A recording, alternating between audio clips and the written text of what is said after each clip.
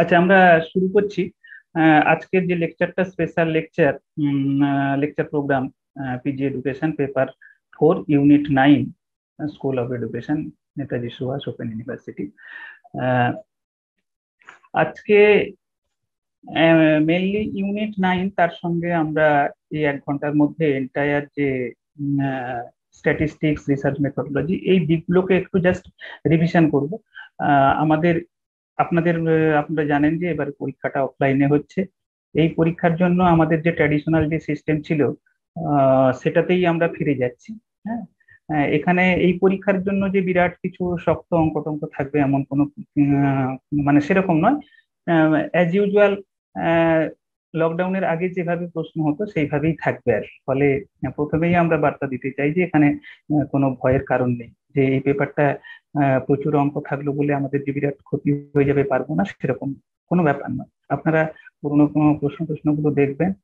এখানে মেনলি খুব বেশি যে কঠিন প্রশ্ন থাকবে এমন কোনো কথা না। ফলে আমরা পারবো আর কি। আমরা এই জায়গাটা থেকে একটু রিভিশন করার চেষ্টা করব।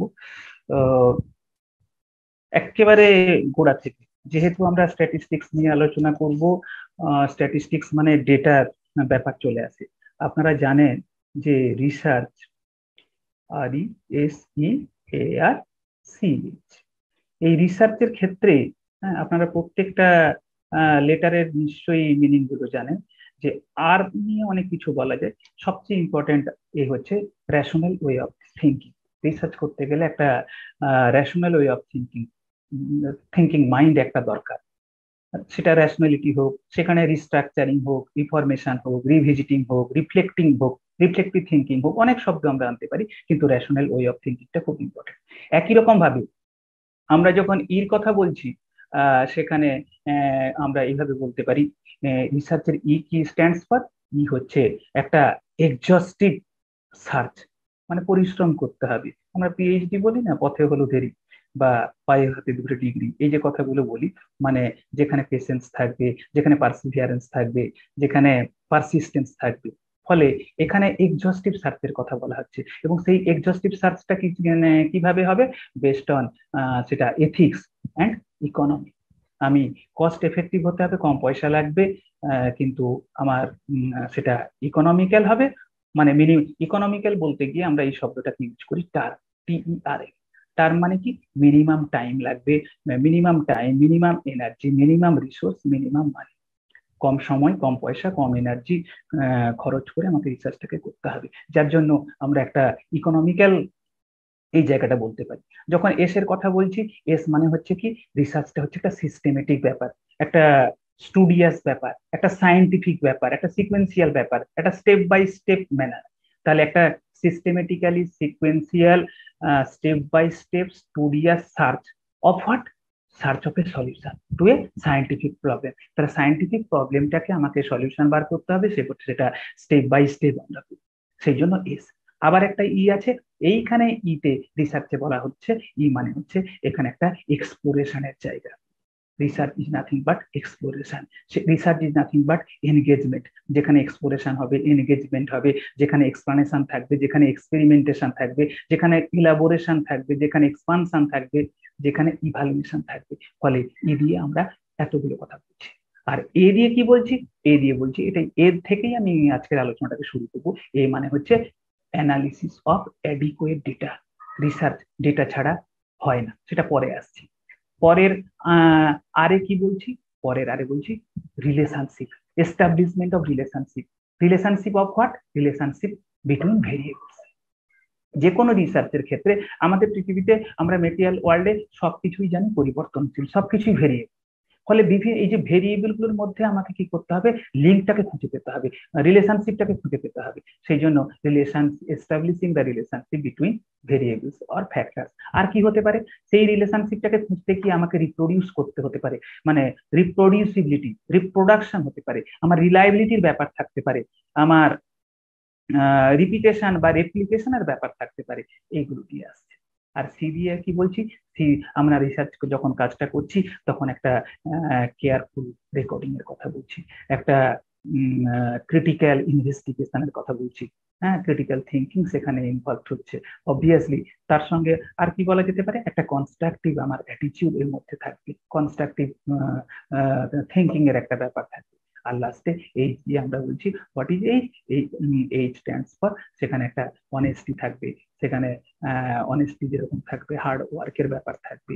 তারপরে 3H এর কম্বিনেশন আপনারা জানেন, হেড হার্ট হ্যান্ড, এই তিনটের কম্বিনেশন থাকবে, একটা হলিস্টিক ব্যাপার হতে পারে।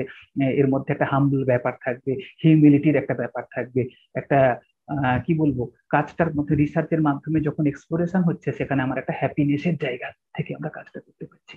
ফলে এই ধরনের প্রচুর শব্দ, রিসার্চ শব্দটাকে ডিফাইন করলে আমরা অনেক কিছুই জানতে পারছি। কিন্তু আমরা এখানে গুরুত্ব দেব কি, এখানে গুরুত্ব দেব রিসার্চের কথা বলতে গিয়ে আমি এর কথা বললাম যে analysis of adequate data. Research মানে অ্যানালিসিস করতে হবে adequate data. What is data? Data is nothing but collection of evidence. সেটা এভিডেন্স হতে পারে, সেটা ফ্যাক্টস হতে পারে। যে রিসার্চের ক্ষেত্রে আমরা কি করছি, এভিডেন্স এবং ফ্যাক্টস কালেক্ট করছি, এবং সেই কালেকশনটা শুধু নয়, কালেকশন তো হবেই, তারপরে সেটাকে আমাকে কি করতে হবে, অ্যানালিসিস করতে হবে। Through what? কিভাবে আমরা অ্যানালিসিসটা করবো? By applying standard procedure. সেই স্ট্যান্ডার্ড প্রসিডিউরটা কি হচ্ছে, স্ট্যান্ডার্ড প্রসিডিউরটা হচ্ছে basically statistics. Statistics, what is statistics? Statistics হচ্ছে একটা branch of mathematics, branch of mathematics, যেটা কি করে, এই ডেটা নিয়ে কাজ করে। তাহলে কি ডেটা নিয়ে কাজ করে, তাহলে কাজটা কি? অ্যাকচুয়ালি স্ট্যাটিস্টিক্স এর কাজ হচ্ছে দুটো। প্রথমে ডেটাটাকে কি করে, ডেসক্রাইব করে। ডেটাটাকে ডেসক্রাইব করার পর কি করে, ডিসিশন মেকিং প্রসেসটাকে অ্যালাউ করে। তাহলে স্ট্যাটিস্টিক্স এর দুটো কাজ। ফার্স্ট হচ্ছে যে ডেসক্রিপশন। ডেসক্রিপশন মানে স্ট্যাটিস্টিক্স এর কাজ হচ্ছে ডিলস উইথ ডেটা, যে ডেটাটাকে কি করবে, ট্রান্সফার ইনটু ডেসক্রিপশন। ডেসক্রিপশনটাকে পরবর্তীকালে কি কি কাজে লাগাবো, যে ডিসিশন মেকিং প্রসেসের ক্ষেত্রে কাজে লাগাবো। দ্যাট ইজ, ডেটাটাকে যখন আমি ডেসক্রাইব করছি, ডেসক্রাইব করা মানে ডেটাটাকে কিসে কনভার্ট করে দেওয়া, ডেটাটাকে ইনফরমেশনে কনভার্ট করে দেওয়া। তাহলে স্ট্যাটিস্টিক্স এর প্রথম কাজ হচ্ছে transform data into information. What is information? আপনারা জানেন যে process data is called information. Process data মানে কি, ডাইজেস্ট ডেটা, অক্সিডাইজ ডেটা, হ্যাঁ, অ্যাসিমিলেটেড ডেটা, অ্যাবজর্ব ডেটা। আমি নিজের মতো করে ডেটাটাকে ব্যবহারযোগ্য করে নিলাম, সেটাই যে ইনফরমেশন। সেই ইনফরমেশন, ডেটাটাকে ইনফরমেশনে কনভার্ট করা মানে কি, আমার মতো করে নেওয়া, আমি নিজের মতো করে ব্যবহার করার উপযোগী করে নিলাম। আমি বাজার থেকে সবজি কিনলাম, কিন্তু সেটাকে আমি যখন রান্না করছি প্রসেসড হয়ে যাচ্ছে। ফলে এই প্রসেসিং যখন হয়ে যাচ্ছে, ডেটাটা ইনফরমেশনে কনভার্ট হচ্ছে। এই ডেটা থেকে ইনফরমেশন নে পরিণত হওয়ার জন্য স্ট্যাটিস্টিক্স এর যে ব্রাঞ্চ কাজ করে তাকে বলা হচ্ছে ডেসক্রিপটিভ স্ট্যাটিস্টিক্স। হ্যাঁ, এগুলো আমরা এই কারণেই আলোচনা করছি। আপনাদের জানেন 12 তারিখে নেট পরীক্ষা আছে, এবং নেতাজি সুভাষ ওপেন ইউনিভার্সিটির প্রচুর ছেলে মেয়ে নেট পায়। হ্যাঁ, ফলে আমি not only from the point of view of our exam, মানে টার্ম এন্ড এক্সামিনেশন, সেইটার কথা শুধু মাথায় আমরা রাখছি না, আমরা আলোচনাটাকে ওই জায়গা থেকে দেখতে চাইছি যে সামনে নেট পরীক্ষা, তার একটা যদি ছোট্টর উপর একটা ওভারভিউ দেওয়া যায়। তাহলে সেই জায়গাটা থেকে দেখুন, তাহলে স্ট্যাটিস্টিক্স এর প্রথম কাজ, অনেকে বলে হোয়াট ইজ ডেসক্রিপটিভ স্ট্যাটিস্টিক্স। হ্যাঁ, কি বলবো, ডেসক্রিপটিভ স্ট্যাটিস্টিক্স আর কিছুই নয়, ডেসক্রিপশন অফ কালেক্টেড ডেটা। যেটা ডেটাকে আমি কালেকশন করেছি, তাকে প্রসেস করলাম, বা ডেটাটাকে ইনফরমেশনে পরিণত করা। ফলে আমরা এখানে কি লিখছি, ডেসক্রিপটিভ অ্যানালিসিস মানে কি, organisation, classification, description of properties or characteristics of data and summarisation of collected data in order to transform data into information. এই গল্পে যাচ্ছি না আমরা, জাস্ট ডেটাটাকে ইনফরমেশনে পরিণত করার জন্য স্ট্যাটিস্টিকের যে ফিল্ড কাজ করে সেটাকেই আমরা বলছি ডেসক্রিপটিভ স্ট্যাটিস্টিক্স। সেকেন্ড কাজ কি হচ্ছে, এই যে ইনফরমেশন আমি পেলাম, এই ইনফরমেশনটা থেকে আমি কি কনক্লুশন ড্র করতে পারবো সেটা আমাকে দেখতে হবে। যখন ইনফরমেশন ড্র করতে পারবো, কনক্লুশন ড্র করতে পারবো, ইনফারেন্স ড্র করতে পারবো, ডিসিশন মেকিং প্রসেসটাকে আমি অ্যালাউ করতে পারবো, তখন যে স্ট্যাটিস্টিক্স ভূমিকা নেয় তাকে বলা হচ্ছে inferential statistics. Inferential statistics why the name in name, এটার কারণটা হচ্ছে কি ইনফারেন্স ড্রয়িং প্রসেস। ইনফারেন্স মানেই হচ্ছে অনুসিদ্ধান্ত।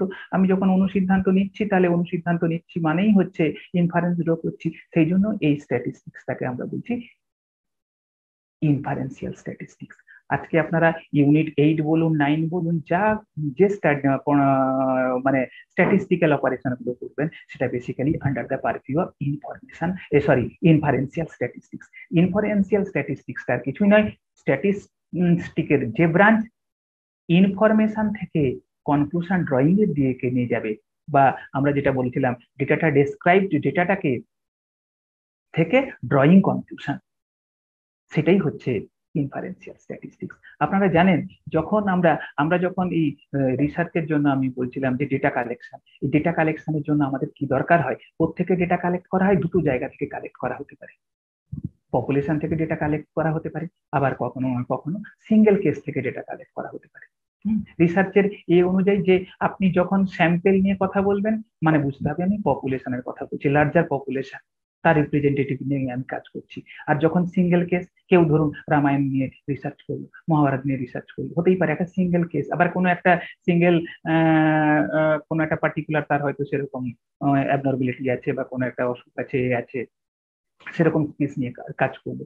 সিঙ্গেল ইন্ডিভিজুয়াল নিয়েও হতে পারে, জেনারেলি সিঙ্গেল ইন্ডিভিজুয়াল বা সিঙ্গেল কেস নিয়ে হতে পারে, অথবা স্যাম্পেল নিয়ে কাজ হতে পারে। স্যাম্পেলের কথা যখন বলছি আমরা পপুলেশনের কথা বলছি, বেশিরভাগ রিসার্চের ক্ষেত্রে আমরা পপুলেশনের কথা বলি। এই পপুলেশন থেকে আমাদের প্রথমে কি করতে হয়, স্যাম্পেলকে পেতে হয়। আপনারা জানেন যে স্যাম্পেলটাকে আমরা কিভাবে ডিফাইন করি, RRPP।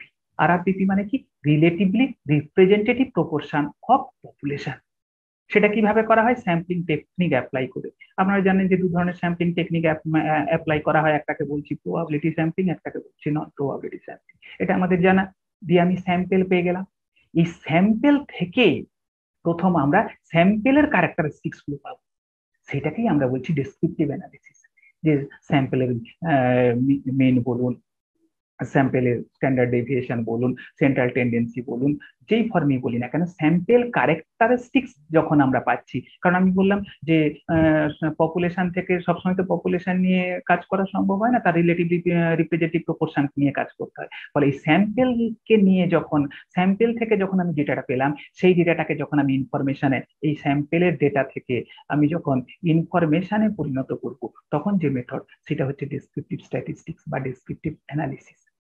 এবং স্যাম্পেলের যে ক্যারেক্টারিস্টিক্স সেটাকে বলছি স্ট্যাটিস্টিক। পরীক্ষায় পড়ে বিভিন্ন জায়গায় ধরা হয় যে স্ট্যাটিস্টিক্স, STATICS, আর এখানে দেখুন উইদাউট এস। দুটোর মধ্যে কি পার্থক্য, যে স্ট্যাটিস্টিক্স, স্ট্যাটিস্টিক্স হচ্ছে ব্রাঞ্চ অফ ম্যাথমেটিক্স, যেটা এন্টায়ার কাজটা করছে। সে কাজটা কি, আমি আগেই বলেছি, ডেটা থেকে ইনফরমেশন, ইনফরমেশন থেকে কনক্লুশন ড্র করছি, বা ডেটাকে ডেসক্রাইব করছে, ড্রয়িং কনক্লুশন, এরকম একটা ব্যাপারের কথা বলছি, সেটা এন্টায়ার হচ্ছে স্ট্যাটিস্টিক্স। আর স্ট্যাটিস্টিক কাকে বলছি, স্যাম্পেল ক্যারেক্টারিস্টিক্স। স্যাম্পেল, সেটা স্যাম্পেল মিন হতে পারে, স্যাম্পেল স্ট্যান্ডার্ড ডেভিয়েশন হতে পারে, স্যাম্পেল মিডিয়ান হতে পারে, মানে স্ট্যান্ডার্ড মানে যা খুশি হতে পারে। স্যাম্পেলের যে ক্যারেক্টারিস্টিক্স গুলোকেই আমরা বলছি স্ট্যাটিস্টিক। এবার এই স্ট্যাটিস্টিক পেলাম, এবার আমরা কি করছি, স্যাম্পেল থেকে পপুলেশনের ক্যারেক্টারিস্টিক্স নির্ণয় করতে চাইছি। এই স্ট্যাটিস্টিক থেকে প্যারামিটারে পৌঁছানোর যে জার্নি, সেই জার্নিটাই হচ্ছে basically inferential statistic. Inferential analysis is nothing but shifting a journey from statistic to parameter. Statistic কার প্রপার্টি, স্যাম্পেলের প্রপার্টি। মনে রাখবেন এসএস, এটা দিয়ে নেটে প্রশ্ন করে যে এসএস, এসএস মানে হচ্ছে স্যাম্পেলের প্রপার্টি স্ট্যাটিস্টিক্স। একই রকম ভাবে পপুলেশনের যে প্রপার্টি সেটাকে আমরা বলছি পিপি, পপুলেশন মানে যে প্রপার্টি বা population characteristics is called parameter. সেই প্যারামিটারটা কিভাবে পাবো, ইনফারেন্সিয়াল স্ট্যাটিস্টিক্স এর মাধ্যমে।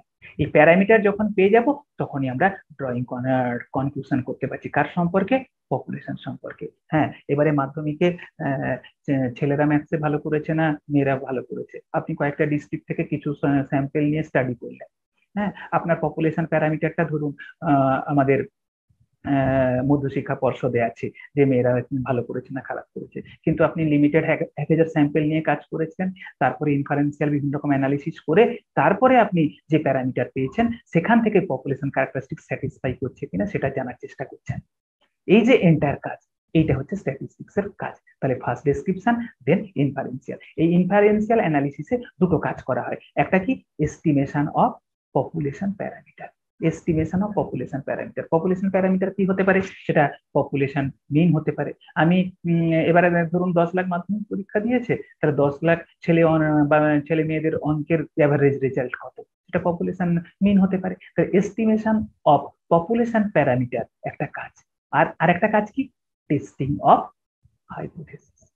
টেস্টিং অফ হাইপোথেসিস, তাহলে যে স্ট্যাটিস্টিক পেয়ে গেলাম বা ডেসক্রিপটিভ স্ট্যাটিস্টিক পেয়ে গেছি, সেখান থেকে আমি এস্টিমেশন অফ প্যারামিটার, ইনফারেন্সিয়াল অ্যানালিসিসে দুটো কাজ করছি, এস্টিমেশন অফ পপুলেশন প্যারামিটার এবং টেস্টিং অফ হাইপোথেসিস। ফলে ইনফারেন্সিয়াল অ্যানালিসিস, এই যেটা লিখছি, confirmatory data analysis for generalisation from sample to population. এখানে আমরা অ্যানালিসিস করছি, ইন্টারপ্রেট করছি, কনক্লুশন ড্র করছি, making inferences about the whole population. ফলে provides a basis of prediction or forecasting or estimation in order to transformation into knowledge।